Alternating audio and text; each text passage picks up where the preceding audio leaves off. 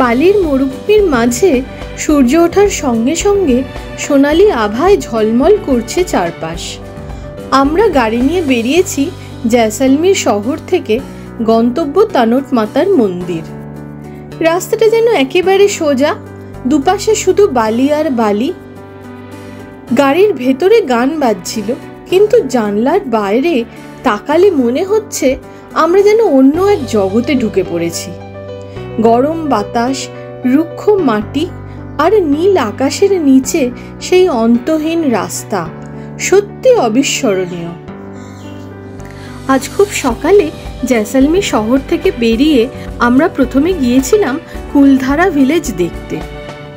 এই haunted ভিলেজের complete video আছে আমাদের এই চ্যানেলে, ভিডিওটি দেখার অনুরোধ রইল। কুলধারা ভিলেজ থেকে আমরা এখন চলেছি ভারতবর্ষের এক্সট্রিম ওয়েস্ট পয়েন্টের দিকে।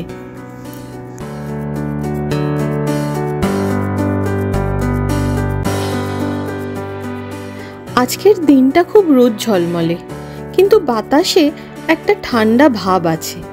এখন নভেম্বর মাস, শুনেছি মরুভূমিতে গরম যেমন, শীতকালে ঠান্ডাও খুব পড়ে। যত ভেতরে ঢুকছি মরুভূমির মধ্যে, ততই চারিদিকে রং বদলে যাচ্ছে। এই কাঁটা গাছগুলোর গায়ে এমন একরকম রূপোলি ছোঁয়া, যেন মনে হচ্ছে যেন বরফ পড়ে আছে। জয়সলমীর শহর থেকে তানোট মাতা মন্দিরের দূরত্ব 122 কিলোমিটার, সময় লাগে 1.5 ঘন্টা। যে মন্দির যুদ্ধের সময় অক্ষত ছিল, যে মন্দির আজও সীমান্তের সৈনিকদের রক্ষা করে বলে বিশ্বাস, আর সেই বিশ্বাসের টানেই আজ আমাদের এই যাত্রা মরুভূমির বুকে, দেশের শেষ প্রান্তে।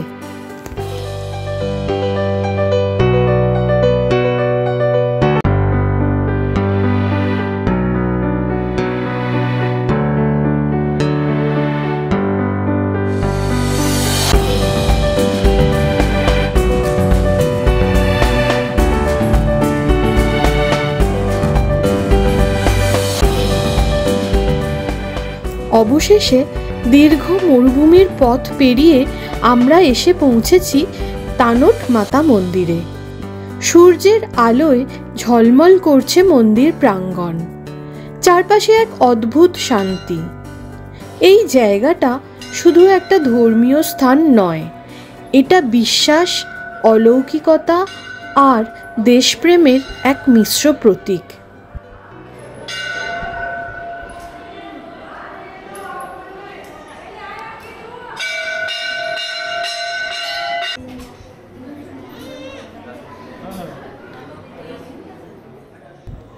বলা হয় 1965 সালের ভারত পাক যুদ্ধের সময় এই মন্দিরের চারপাশে প্রায় 3000টি পাকিস্তানের বোমা পড়েছিল, কিন্তু আশ্চর্যের বিষয়, একটি বোমাও মন্দিরটির কোনো ক্ষতি করতে পারেনি। মন্দিরের ভেতরে এখনও রাখা আছে সেই বোমাগুলো। সৈনিকদের বিশ্বাস, দেবী দুর্গারূপী তানোট মাতাই তাদের রক্ষা করেছিলেন।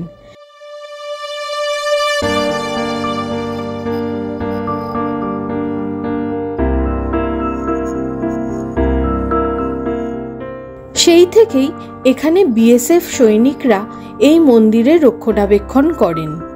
প্রতিদিন ভোর ও সন্ধ্যায় বিশেষ আরতি হয়। প্রতি বছর হাজারো ভক্ত ও পর্যটক এখানে আসেন মাতার দর্শনে ও দেশের ইতিহাসকে শ্রদ্ধা জানাতে।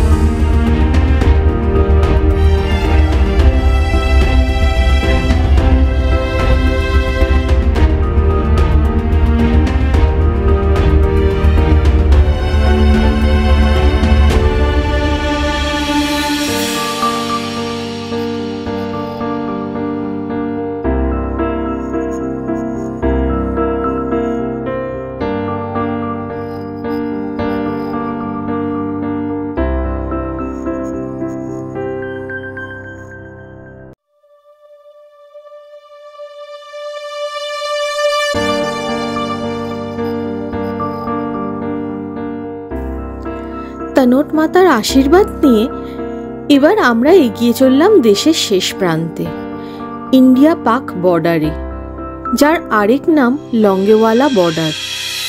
প্রায় 40 কিলোমিটার পথ মরুভূমির বুক চিরে এগিয়ে চললাম। রাস্তাটা নিঃশব্দ, দুপাশে কাঁটা গাছ আর হলুদ বালির ঢেউ, মাঝে মাঝে ধুলো উড়ছে আর দূরে দেখা যায় সেনাবাহিনীর ট্রাক। দেশের নিরাপত্তার কারণে এখানে মোবাইল নেটওয়ার্ক প্রায় নেই বললেই চলে। সেনারা এখানে নির্দিষ্ট জ্যামার ও সিকিউরিটি ডিভাইস ব্যবহার করেন। যাই হোক, আমরা এখন দেশের শেষ প্রান্তে, যেখানে শুধু নীরবতা আর শূন্যতা। রাস্তায় যত এগোচ্ছি মনে পড়ছে ইতিহাসের কথা। এই পথেই পৌঁছে যেতে হয় সেই ঐতিহাসিক লঙ্গেওয়ালা যুদ্ধক্ষেত্রে, যেখানে 1971 সালের ভারত পাক যুদ্ধের সময় মাত্র 120 জন ভারতীয় সৈনিক মেজর কুলদীপ সিং এর নেতৃত্বে পাকিস্তানের প্রায় 2000 সৈনিক আর 40টি ট্যাঙ্কের বিরুদ্ধে লড়েছিল। রাত ভোর চলে সেই যুদ্ধ, কিন্তু সাহস ও কৌশলের জোরে ভারতীয় সেনারা শত্রুপক্ষকে পিছু হটাতে বাধ্য করে। সেই যুদ্ধের অবলম্বনেই তৈরি হয়েছিল বলিউডের বিখ্যাত সিনেমা বর্ডার, যার মাধ্যমে লঙ্গেওয়ালার বীরত্ব আজও পর্দায় অমর হয়ে রয়েছে। আজ আমরা সেই আসল যুদ্ধক্ষেত্রের পথে।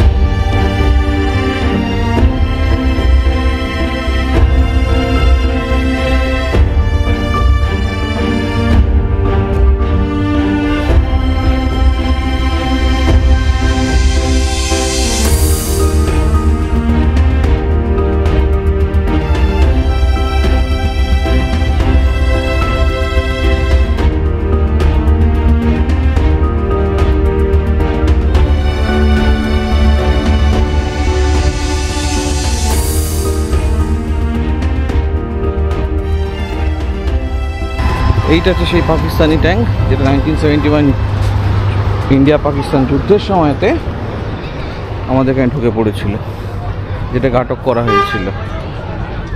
এখানে একটা ট্যাঙ্ক রয়েছে, ওদের দিকে মেশিন গানের একটা রাইফেল, মোটরের একটা জিপ রয়েছে, ওটাও একটা পাকিস্তান ট্যাঙ্ক।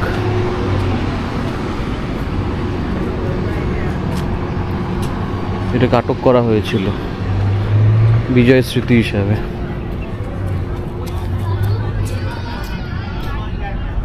ওই দিকের গুলো ভারতীয় ট্যাঙ্ক, এইগুলো সব পাকিস্তানি ট্যাঙ্ক যেগুলোকে আটক করা হয়েছিল, মানে এই পোর্শনটাতে। বাইরেটা নয় কিন্তু, বাইরেটা কিন্তু ইন্ডিয়ান ট্যাঙ্ক। এসো, এই সেই যুদ্ধস্থল, এই সেই যুদ্ধস্থল যেখানে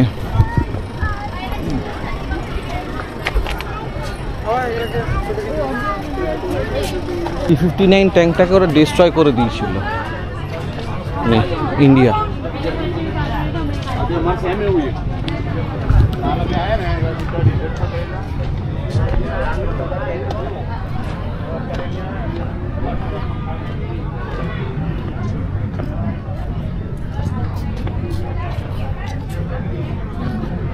Destroyed Pakistan T-59 tank. This tank belongs to 22 Cavalry of Pakistan Army. It is one of the 37 tanks destroyed in the battlefield of Longewala on the night of 04/05 December 1971 by 23 Punjab and fighter aircraft of Indian Air Force.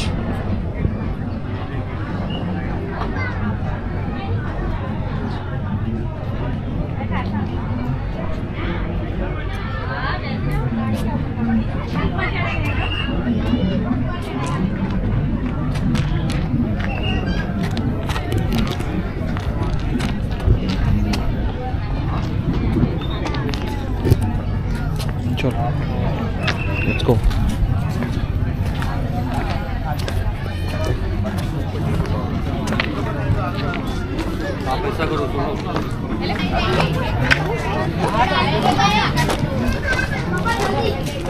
Audiovisual theater.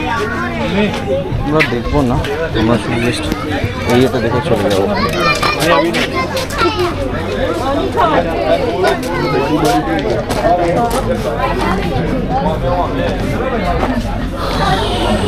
এটা cafe, দেখি যদি কিছু খাওয়া যায়।